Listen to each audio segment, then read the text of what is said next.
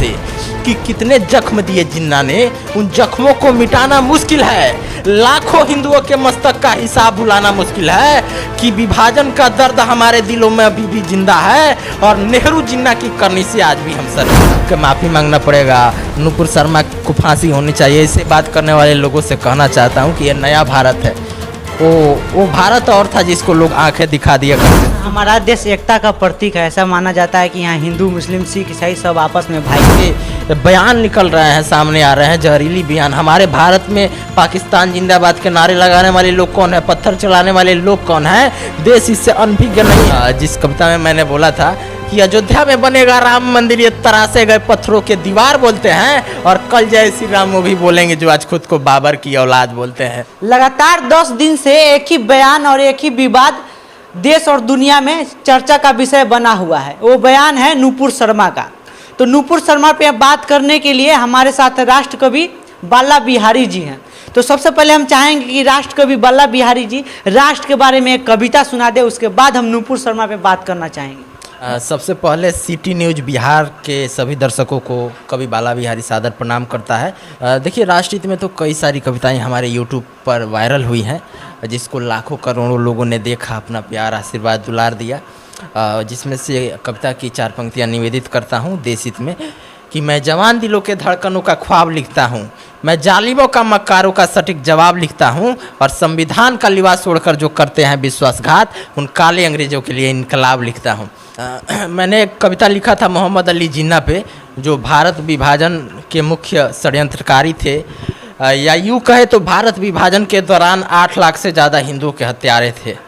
और वैसे जिन्ना को भारत की धरती पर लोग जगह देते हैं। आपको जान करके हैरानी होगी कि जिन्ना सिगरेट और शराब पीते थे, जिन्ना सुअर का मांस भी खाते थे, और मोहम्मद अली जिन्ना अपने पूरे जीवन काल में एक दिन भी मस्जिद में रोज़ा या नमाज पढ़ने के लिए नहीं गए हैं।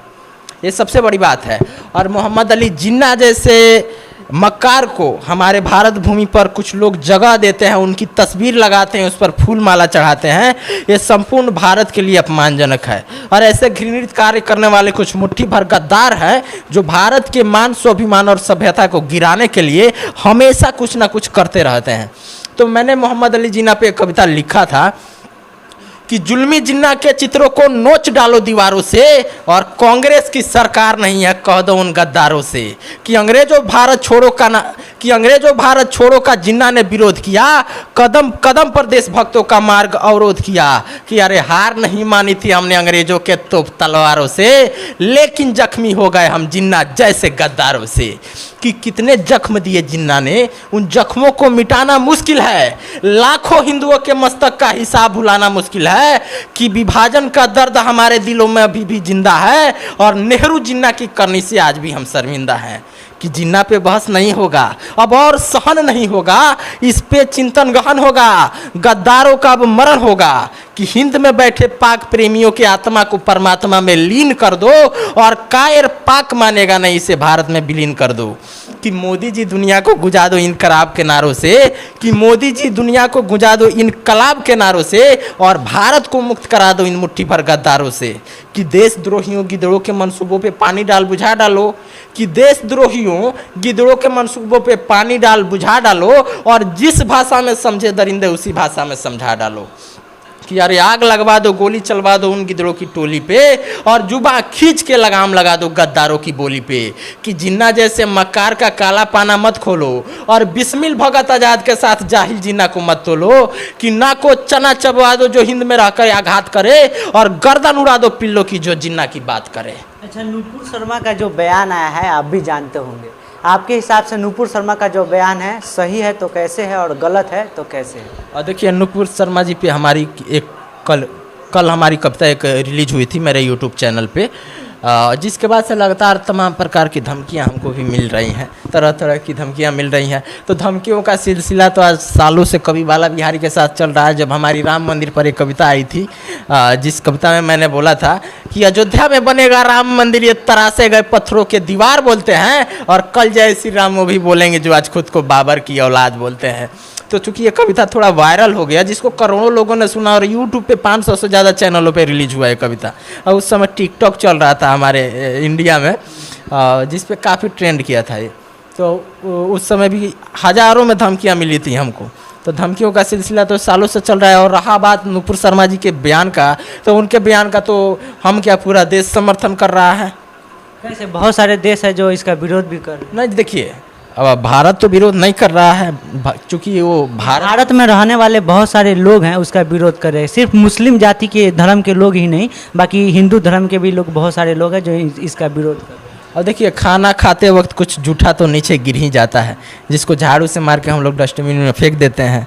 तो वैसे मानसिकता रखने वाले भारत में बहुत सारे लोग हैं, तो उनका क्या है, बोलने वाले हैं बोलेंगे। लेकिन जहाँ तक बात है देश की गरिमा और मर्यादा की, तो कुछ लोग कह रहे हैं कि भारत को झुकना पड़ेगा, भारत को माफ़ी मांगना पड़ेगा, भारत के प्रधानमंत्री को झुक के माफ़ी मांगना पड़ेगा, नुपुर शर्मा को फांसी होनी चाहिए। ऐसे बात करने वाले लोगों से कहना चाहता हूँ कि ये नया भारत है।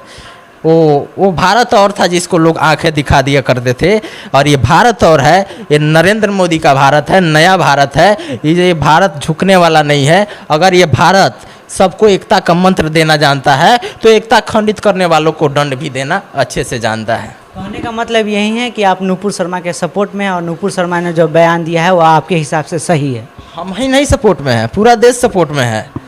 और केवल भारत ही सपोर्ट में नहीं है, हमारा पड़ोसी मुल्क नेपाल भी सपोर्ट में है नुपुर शर्मा के। तो चाहेंगे जो नुपुर शर्मा पे आपका कविता आया है एक बार दर्शकों को सुनाएं। और देखिए, मैंने एक कविता में बोला था कि कुछ नमक हराम अपने स्वार्थ के आग में भारत को झोंक रहे हैं, कि कुछ नमक हराम अपने स्वार्थ के आग में भारत को झोंक रहे हैं।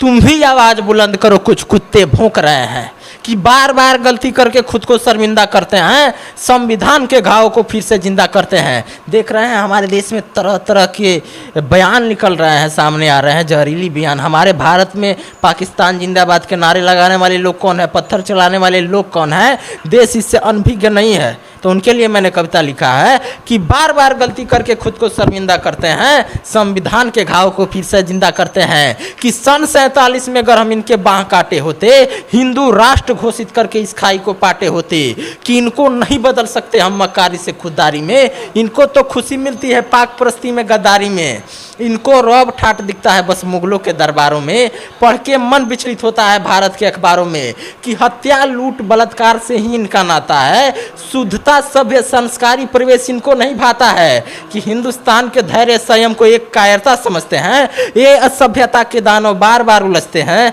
कि राष्ट्रभक्तों इन दुष्टों के ऊपर वज्र का प्रहार करो, और भेड़ियों के साथ भेड़ियों जैसा ही उत्तम व्यवहार करो। अच्छा, कहाँ तक आपको लगता है कि पत्थरबाजी करना और विरोध करना दोनों एक ही है और सही है? देखिए, पत्थरबाजी करना और विरोध करना, इसमें ज़मीन और आसमान का अंतर है।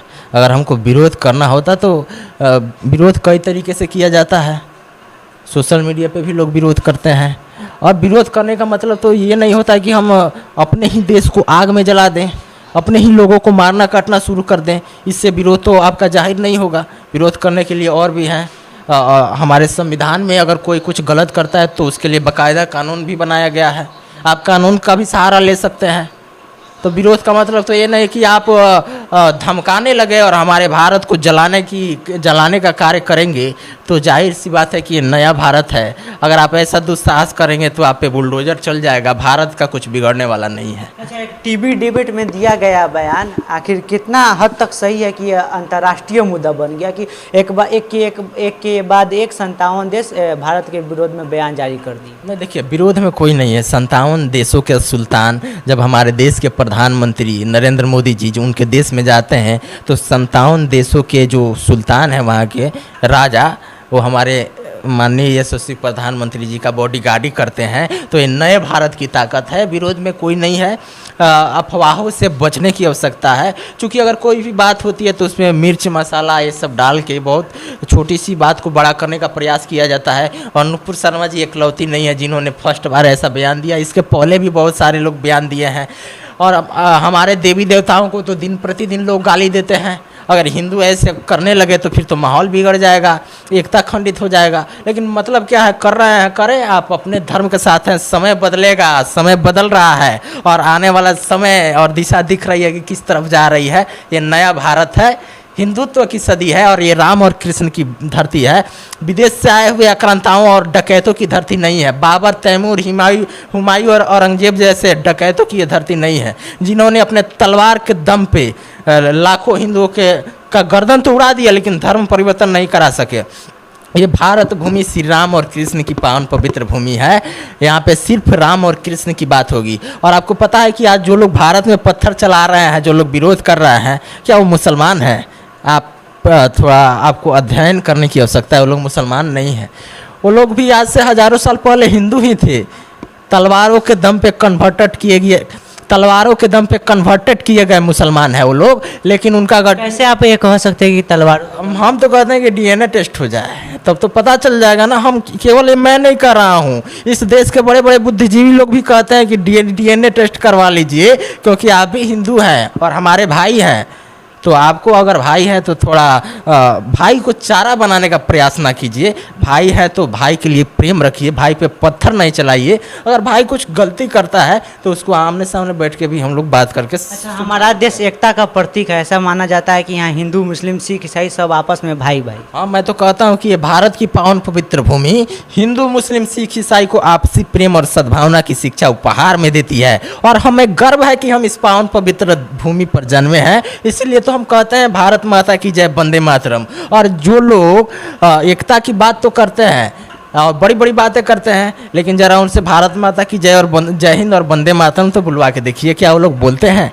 भारत में रहेंगे लेकिन जय हिंद और वंदे मातरम नहीं बोलेंगे, हमारे भारत माँ को गाली देंगे, तिरंगा झंडा जला देंगे। तो क्या ऐसे मानसिकता रखने वाले लोगों को हम अपना भाई कहें?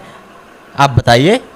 बताइए, एक ओवैसी के भाई का भी आज से लगभग 13 साल पहले एक बयान आया था। हिंदू देवी देवताओं के ऊपर उन्होंने टिप्पणी की थी और पुलिस के ऊपर भी उन्होंने टिप्पणी की थी। उसको लेकर उन्होंने न्यायालय में उनका केस चल रहा था और न्यायालय में उन्हें बाइज्जत बरी कर दी। उन्होंने कहा था कि 15 मिनट के लिए पुलिस हटा दो। तो मोदी जी हटाए तो थे गोधरा कांड में 15 मिनट के लिए पुलिस। भूल गए हैं, अभी तक बाप बाप चिल्ला रहे हैं। उनको याद होना चाहिए। उनके जैसे उटपटांग बयान देने वाले और हिंदू देवी देवताओं का अपमान करने वाले सैकड़ों हजारों लोग हैं, लेकिन वो मिट जाएंगे हिंदुत्व को मिटाते मिटाते।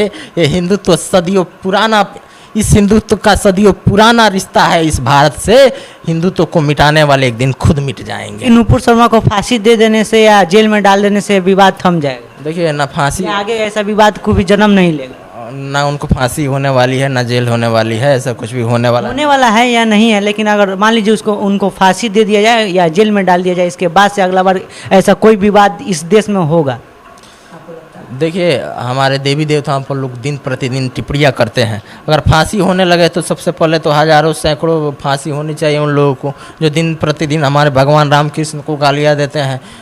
हमारे हनुमान जी की मूर्ति पे थूकते हैं, शंकर जी का शिवलिंग तोड़ देते हैं, हमारे देवी देवताओं का मूर्तियाँ खंडित कर देते हैं। तो सबसे पहले तो उनको फांसी होना चाहिए। और नुपुर शर्मा जी ने तो सिर्फ बयान दिया है। आज इस भारत भूमि पर अब तक लाखों मूर्तियों को तोड़ने वाले कौन लोग हैं? सबसे पहले तो उनको फांसी होनी चाहिए।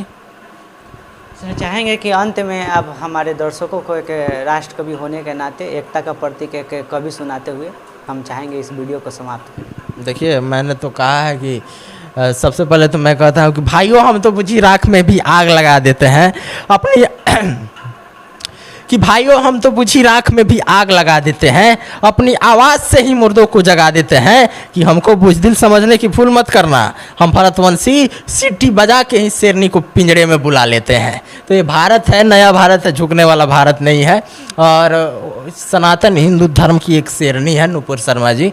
और केवल कवि बाला बिहारी उनका समर्थन नहीं कर रहा है, पूरा देश उनका समर्थन कर रहा है। और मुझे नहीं लग रहा है कि कोई उनको झुका पाएगा। ये थी हमारे साथ कवि बाला बिहारी जी, जिन्होंने नुपुर शर्मा पे बात किया।